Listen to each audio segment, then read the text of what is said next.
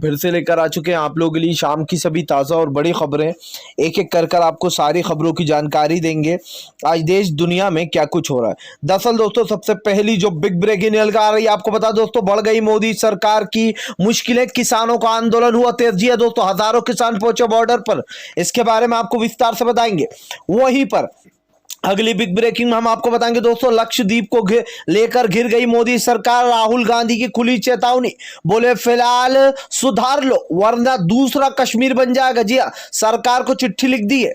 इसके बारे में आपको विस्तार से बताएंगे। वहीं पर दोस्तों अगली बिग ब्रेकिंग में हम आपको बताएंगे, ट्विटर ने लगाई मोदी सरकार को फटकार, बोले फिलहाल लोकतंत्र खत्म किया जा रहा है भारत में। जी हाँ, लोगों की आजादी छीनने की बात कर रही है सरकार हमसे। इसके बारे में भी आपको विस्तार से बताएंगे। वहीं पर दोस्तों एक बार फिर से येदियुरप्पा की कुर्सी मुसीबत में। जी हां, आपको बता दें बगावती सुर उठ रहा है। येदियुरप्पा के खिलाफ मोर्चा खोल दिया इनके सांसदों ने। इसके बारे में भी आपको विस्तार से बताएंगे। वहीं पर अगली बिग ब्रेकिंग में हम आपको बताएंगे दोस्तों, ओवैसी का मोदी सरकार पर बड़ा हमला, बोले फिलहाल 5 महीने पुरानी मस्जिद को गिरा दिया गया, जिसको लेकर दोस्तों आपको बता दें ओवैसी बुरी तरीके से भड़के। इसके बारे में भी आपको विस्तार से बताएंगे। वहीं पर दोस्तों अगली बिग ब्रेकिंग में हम आपको बताएंगे, राहुल गांधी और प्रियंका गांधी का मोदी सरकार पर बड़ा हमला, बोले फिलहाल सही आंकड़े कभी भी नहीं आएंगे सामने। जी हाँ, ये सरकार मौतों के आंकड़े छुपा रही है। कल दरअसल आपको बता दोस्तों, न्यूयॉर्क टाइम्स ने खुलासा किया था कि अब तक भारत में 42 लाख मौतें हो चुकी हैं। जी हाँ, और 72 आपको बता दोस्तों 72 करोड़ से ज्यादा संक्रमित लोग हैं। सोचिए कितना बड़ा खुलासा था न्यूयॉर्क टाइम का, जिसको लेकर राहुल गांधी ने भी मोदी घेर लिया। इसके बारे में आपको विस्तार से बताएंगे। वहीं पर दोस्तों बढ़ गई बाबा रामदेव की मुश्किलें। आपको बता देशद्रोह का केस हुआ लॉन्च, इसके ऊपर एफआईआर भी दर्ज। आईएमए ने कहा फिलहाल पूरी तरीके से जो यहाँ पर ये डॉक्टरों के खिलाफ चला गया है, इसके ऊपर सख्त से सख्त मुकदमा चलना चाहिए। इसके बारे में भी आपको विस्तार से बताएंगे। वहीं पर दोस्तों अगली बिग ब्रेकिंग में हम आपको बताएंगे। जी हाँ, दरअसल दोस्तों आप लोग बता दें एक बार फिर से पूरी तरीके से एक्सपोज हो गया खान सर। जी हाँ दोस्तों, मुसलमानों की बुराई करने बैठता है दोस्तों ये बखोलिया। जी हाँ, हजबोलिया। इसके बारे में भी आपको विस्तार से बताएंगे। वहीं पर अगली बिग ब्रेकिंग में हम आपको बताएंगे दोस्तों, जी हाँ दरअसल दोस्तों आप लोग बता दें जबरदस्त तरीके से फंस गया तेजस्वी सूर्या, जो मुसलमानों को दोस्तों बिस्तर कांड में फंसाने वाला था। आपको बता दें बेंगलुरु में, कर्नाटक में, अब तेजस्वी सूर्या का जो दोस्तों करीबी था, जी हाँ आपको बता दें वो ही बिस्तर चोर निकला। इसका नाम था दोस्तों बाबू। इसके बारे में भी आपको विस्तार से बताएंगे। वहीं पर दोस्तों दैनिक जागरण कर रहा है मोदी की दलाली, दैनिक भास्कर खोल रहा है मोदी की पोले। दरअसल दोस्तों दैनिक जागरण का एक लेख पढ़कर लोगों ने जमकर दैनिक जागरण पर गालियां बकी हैं। इसके बारे में भी आपको विस्तार से बताएंगे। वहीं पर दोस्तों आजम खान के बेटे अब्दुल्ला को एक जेल में डाल रखा है पिछले 1 साल से। लेकिन दोस्तों आपको बता दें जो बीजेपी नेता के भाई जो कि यूपी का शिक्षा मंत्री है, उसके भाई को गलत तरीके से दोस्तों आपको बता दें प्रोफेसर बनाया गया, लेकिन उसको सिर्फ जब आवाजें उठी तो निलंबित कर दिया गया, कोई सजा नहीं मिली। आखिर अब्दुल्ला और जो दोस्तों इस इंसान में इतना फर्क क्यों, इसके बारे में भी आपको बताएंगे। तो सारी खबरें दोस्तों एक एक कर देंगे। फिलहाल खैर चलिए बढ़ते हैं सबसे पहली और सबसे बड़ी खबर की ओर। दरअसल दोस्तों आप लोग बता दें असली आंकड़ों को लेकर भड़के राहुल गांधी, बोले फिलहाल कभी भी असली आंकड़े सामने नहीं आएंगे। प्रधानमंत्री नरेंद्र मोदी देश को झूठी तसल्ली दे रहे हैं। जी झूठे खोखले वादे कर रहे हैं, झूठी तसल्ली देकर देश की जनता को गलत बताया जा रहा है। दरअसल दोस्तों कल न्यूयॉर्क टाइम ने बताया था कि फिलहाल भारत में 42 लाख से ज्यादा लोग जो है मौतें हो चुकी है, और मोदी सरकार के डेटा में यह बताया गया कि सिर्फ दोस्तों 2 लाख से ऊपर मौतें हुई हैं, जबकि सच्चाई है कि 42 लाख से ऊपर मौतें हो चुकी हैं। इसी के साथ साथ दोस्तों 72 करोड़ जो लोग हैं दोस्तों वो संक्रमित है। आपको बता दोस्तों ये न्यूयॉर्क टाइम्स ने लिखा था, जिसके बाद राहुल गांधी मोदी सरकार पर निशाना साधते हुए कहा है कि फिलहाल सरकार असली आंकड़े कभी भी देश के सामने नहीं लाने वाली। जी हाँ, ये सरकार देश को झूठी दिलासा और तसल्ली दे रही है, जिसके कारण देश धीरे धीरे कर बर्बादी की ओर बढ़ चला है। इस बात को दोस्तों झुटलाया नहीं जा सकता कि प्रधानमंत्री नरेंद्र मोदी जो दोस्तों वो चीज़ों को दबाने की कोशिश करते हैं ताकि इनकी इमेज किसी भी तरीके से ना बिगड़े। क्या दोस्तों आज दिखाई नहीं दे रहा है देश की जनता को कि लगातार मौतें हो रही हैं और इन मौतों का आंकड़ा लगातार बढ़ता जा रहा है। प्रधानमंत्री नरेंद्र मोदी को दोस्तों सिर्फ अपनी छवि सुधारने की पड़ी है। इस देश की मौतों के आंकड़े छुपाने से आप सच्चाई नहीं दबा पाओगे प्रधानमंत्री नरेंद्र मोदी जी। फिलहाल खैर चलिए हम बढ़ते हैं दोस्तों एक और अगली बिग ब्रेकिंग की तरफ। बता दोस्तों अगली जो बड़ी खबर निकल कर आ रही है, एक बार फिर से फंस गई मोदी सरकार, किसानों ने किया अपने आंदोलन को तेज। दरअसल दोस्तों आप लोग बता दें एक बार फिर से ट्रिकी बॉर्डर पर दोस्तों किसानों का जत्था आ गया। जी आपको बता दोस्तों ये किसान लगातार अब गाँव से वापिस आ रहा है। बताया जा रहा है कि सभी की फसलें कट गई हैं और सब ने फसलें बेच भी दी। इसको लेकर राकेश टिकैत ने कहा कि फिलहाल आंदोलन फिर से एक बार तेज होने वाला है।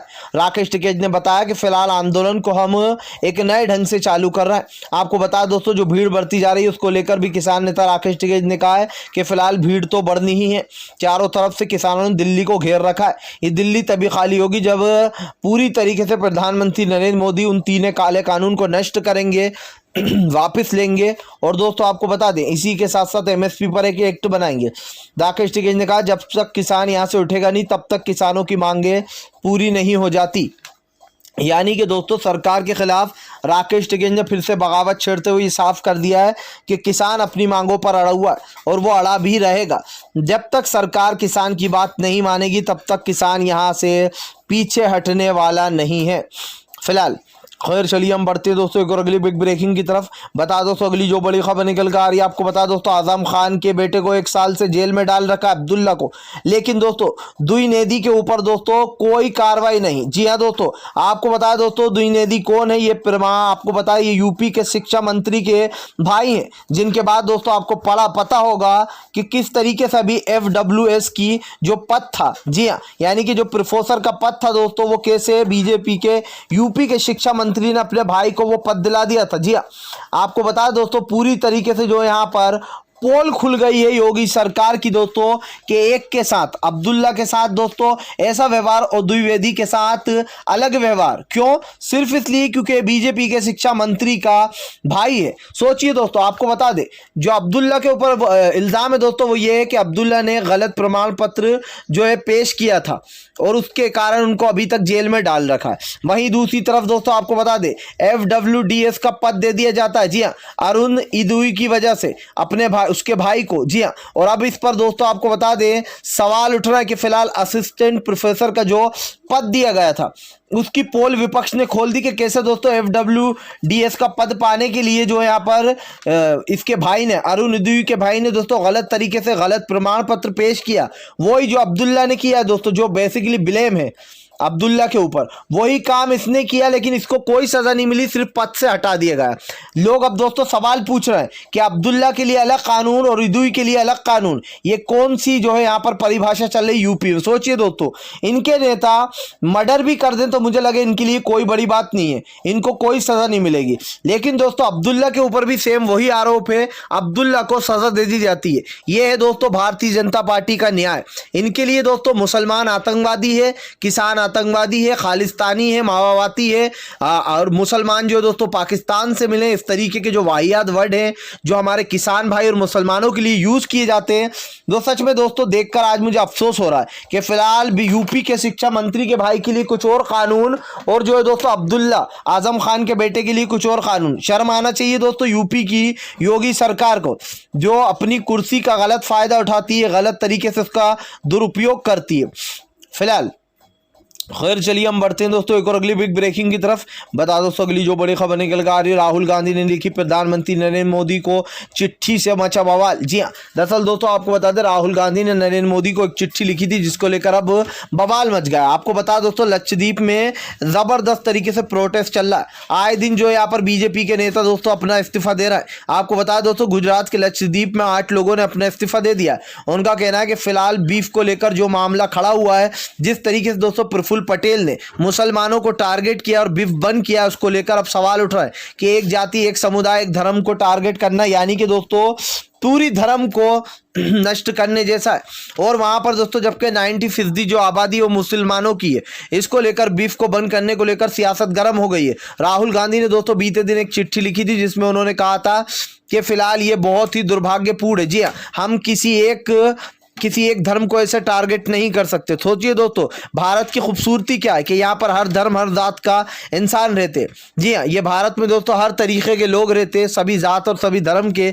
बेसिकली इसको एक सेकुलर कंट्री कहा जाता है। लेकिन दोस्तों इस चीज़ को मिटाने पर तुली मोदी सरकार दोस्तों लगातार नई नई चालें चल रही है। सोचिए दोस्तों, जो प्रधानमंत्री नरेंद्र मोदी पीएम के पद पे आते ही कह रहा था कि फिलहाल मुसलमानों के साथ कांग्रेस ने बहुत गलत किया, मैं सबके साथ इंसाफ करूंगा और मैं जो है यहाँ पर मुसलमान और सबको एक साथ रखूंगा। दिया, हम हिंदू मुसलमान की राजनीति नहीं करते। वही प्रधानमंत्री मोदी ने देश का नक्शा बदल कर रख दिया। प्रफुल्ल पटेल को हटाने की मांग की। राहुल गांधी ने कहा कि फिलहाल तत्काल लक्षद्वीप में हटा देना चाहिए प्रफुल्ल पटेल को। जिस तरीके से ये फैसले लिए जा रहे हैं दोस्तों, बीजेपी के नेताओं ने ही मोर्चा खोल दिया और ये साफ दिखाई दे रहा है, कभी एनआरसी, कभी जो है दोस्तों बीफ बन, तो कभी मुसलमानों को अलग तरीके से टारगेट करती मोदी सरकार की पोल पट्टी खुल गई है फिलहाल। खैर चलिए हम बढ़ते हैं दोस्तों एक और अगली बिग ब्रेकिंग की तरफ। बता दोस्तों, ट्विटर ने लगाई मोदी सरकार को फटकार। ट्विटर ने कहा फिलहाल लोगों की प्राइवेसी खत्म करने की बात कर रही भारतीय जनता पार्टी, नहीं देंगे साथ। दरअसल दोस्तों आपको बता दें, इस बार फिर से एक बार ट्विटर ने अपना गुस्सा जाहिर किया है दोस्तों, आपको बता दें। जी हाँ दोस्तों, आपको बता दें, ट्विटर ने कहा कि फिलहाल जो सरकार की जो गाइडलाइंस है उसमें यह गलत है कि फिलहाल लोगों की प्राइवेसी खत्म हो जाएगी। आपको बता दें दोस्तों, इसको लेकर कई विपक्ष ने भी जो याचिकाएं दायर की हैं। जी हाँ, जैसे कि जो न्यूज़ पोर्टल है दोस्तों, जो ऑनलाइन न्यूज़ पोर्टल हैं, चाहे वो द वायर हो दोस्तों और भी बड़े बड़े न्यूज़ चैनल, उन सब ने जो है दोस्तों एक रिपोर्ट जारी की है कि फिलहाल सरकार जो है लोगों की आज़ादी छीनने की कोशिश कर रही है। वो इससे जो है यहाँ पर गलत लोगों पे तो नहीं, लेकिन फिलहाल जो अच्छे लोग सरकार के खिलाफ सच्चाई लाते हैं उन लोगों पर शिकंजा कसेगी और इस कानून का दुरुपयोग करेगी।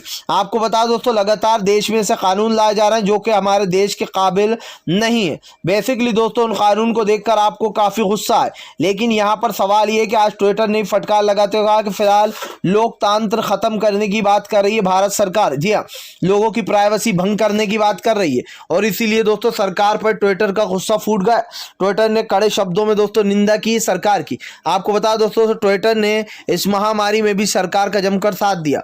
सोचिए दोस्तों, ये वही सरकार है जो ट्विटर और इंस्टाग्राम इन फेसबुक की तारीफ करती थी। क्यों? क्योंकि जब तक बीजेपी का साथ दिया ट्विटर ने तब तक ठीक था, लेकिन अब जब ट्विटर सबकी सच्चाइयां सामने ला रहा है, इनके ट्विटरों पर जो है मैनिपुलेटेड लिख रहा है, तो इनको परेशानी होने लगी, जिसके बाद अब ट्विटर ने आज एक अपना बयान जारी करते हुए फटकार लगाई है मोदी सरकार को फिलहाल। खैर चलिए हम बढ़ते हैं दोस्तों एक और अगली बिग ब्रेकिंग की तरफ। बता दोस्तों अगली जो बड़ी खबर निकल कर आ रही है, असद ओवैसी का मोदी सरकार पर बड़ा हमला, खोल दी दोस्तों योगी की पोल।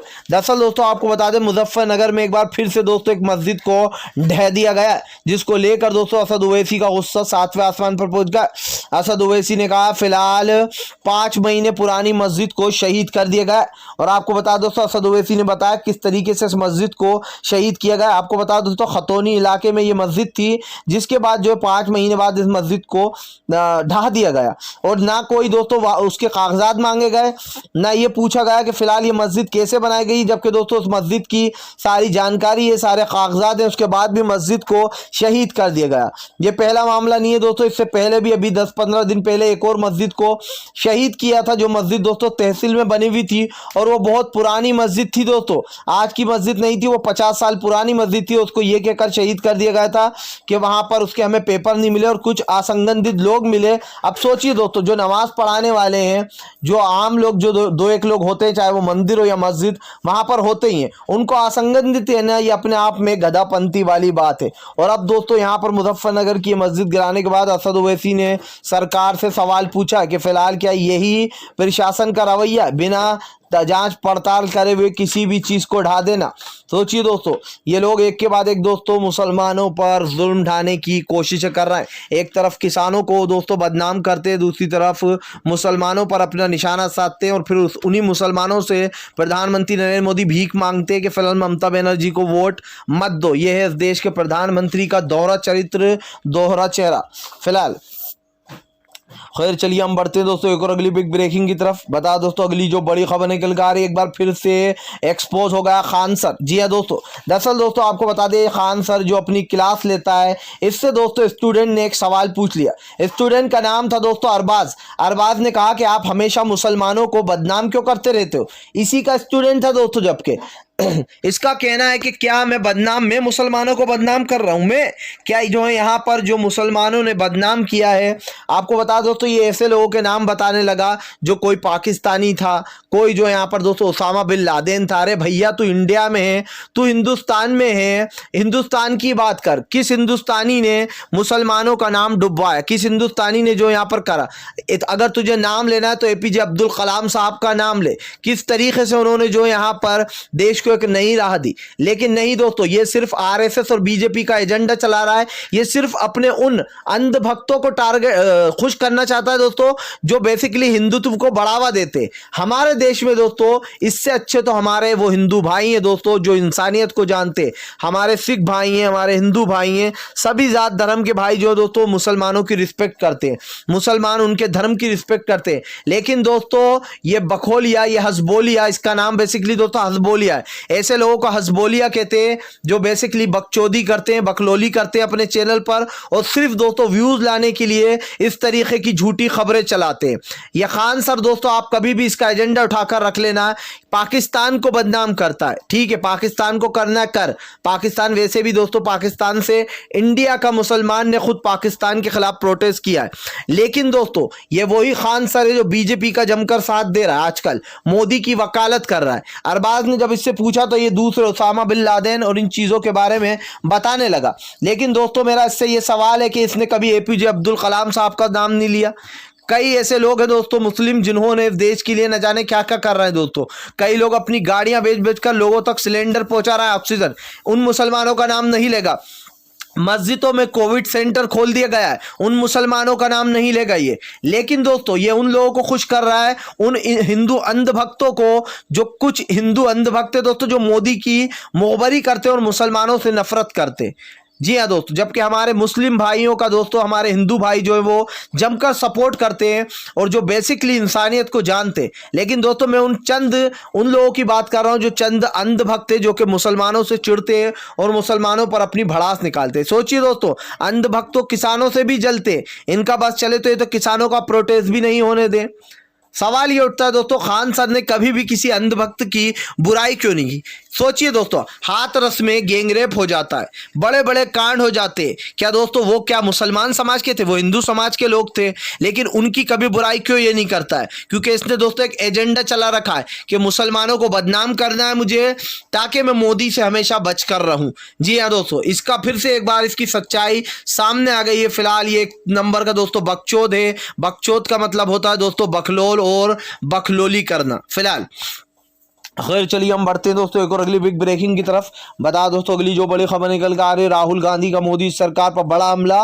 बोले फिलहाल देश को झूठी तसल्ली देकर मोदी सरकार सारा मामला खत्म करने की फिराक में, जी हाँ, सोशल मीडिया पर उलझाकर लोगों को भुलाना चाह रही है मोदी सरकार के। फिलहाल देश की जनता ने क्या भुगता है आपको बता दोस्तों, सरकार की सोची समझी चाल। दैनिक जागरण दोस्तों इस वक्त सरकार की मुखबरी कर रहा है। जी हाँ, आपको बताओ दोस्तों, दैनिक जागरण लिखता है कि जो आज गंगा का हाल बताया जा रहा है वो गंगा का हाल पहले से ही था। सोचिए दोस्तों, गंगा में पहले से 100 हजार लाशें तैर रही थी। ये दैनिक जागरण है दोस्तों जो कि मोदी की मुखबरी कर रहा है। अब दैनिक भास्कर के बारे में बताता हूं दोस्तों। दैनिक भास्कर लगातार मोदी की सच्चाई लिख रहा है और बता रहा है कि कैसे मोदी सरकार के राज में पूरा देश बर्बाद हो रहा है, कई लाशें गिर गई हैं, लोगों की मौतें हो रही हैं, और इसीलिए दोस्तों लोग दैनिक भास्कर को पढ़ना आजकल पसंद कर रहे हैं। लेकिन दैनिक जागरण दोस्तों वो मोदी की मुखबरी कर रहा है, दलाली कर रहा है। इससे साफ पता चलता है कि फिलहाल मोदी सरकार के पक्षपात में लिख रहा है दैनिक जागरण अखबार। फिलहाल अगर आप भी दोस्तों शांतिपूर्ण ढंग से पीएम की इन सभी गलत नीतियों का दिल से विरोध करते हो और आप मानते हो दोस्तों ये सरकार सिर्फ एक तानाशाह सरकार है, इसको तत्काल में अपना इस्तीफा दे देना चाहिए, तो इस वीडियो को ज़्यादा से ज़्यादा शेयर कीजिए, लाइक कीजिए, और अगर आप हमारे चैनल पे पहली बार आए हैं तो सब्सक्राइब करने के साथ साथ पास में एक घंटी आएगी यानी कि बेल आइकन, उसको ज़रूर दबाएं ताकि हमारे हर वीडियो की अपडेट आपको मिले।